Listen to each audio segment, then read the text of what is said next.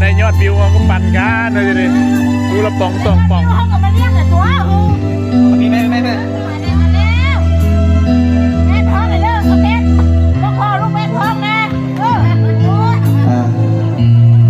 เอามาอยู่ที่แม่มาเบิ่งให้ดีๆแม่จิม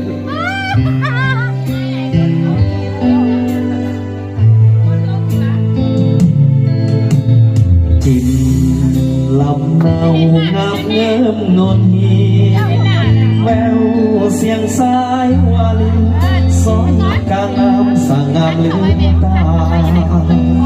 สองแก้มฟ้าฟังแววดังเสียงสักุณากับพรผู้ทลายกางน้ำมีป่าเพียงผู้ดูงาม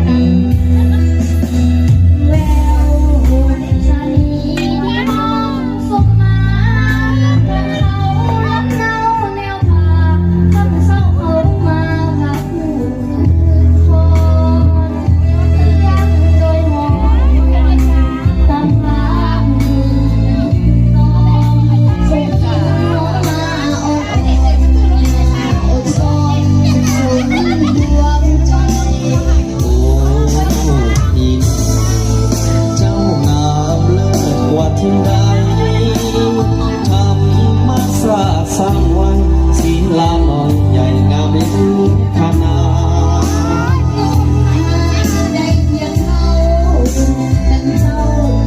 เดินมายอดวิวกันได้แล้วปั่นกันทุกคนละป่องสิเลี้ยงสองป่อง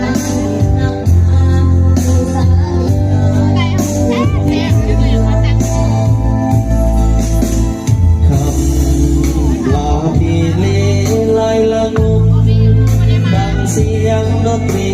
ผสมแววตามสายลมอ่อยอ่อน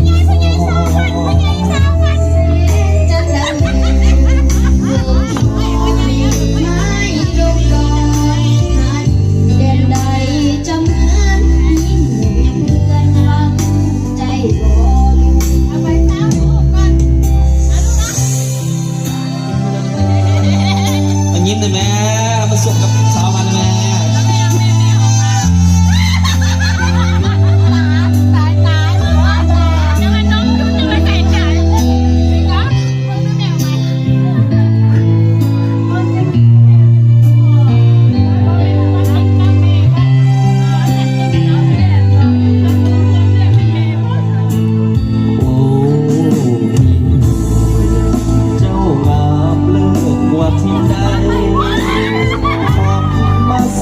สร้างไว้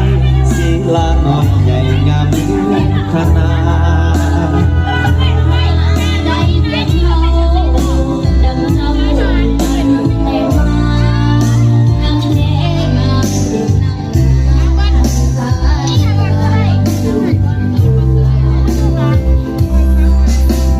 คำมาดีเล่ไล่ละมุนดังเสียงดนตรีผสมแววตามสายลมอ่อยอ่อนซอนเสียงจังดัง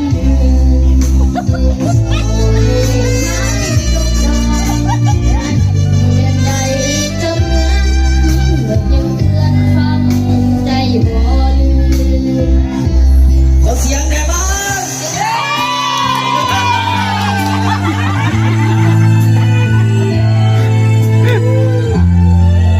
ขอบใจเลยสำหรับแขกผู้มาหยาบเนาะ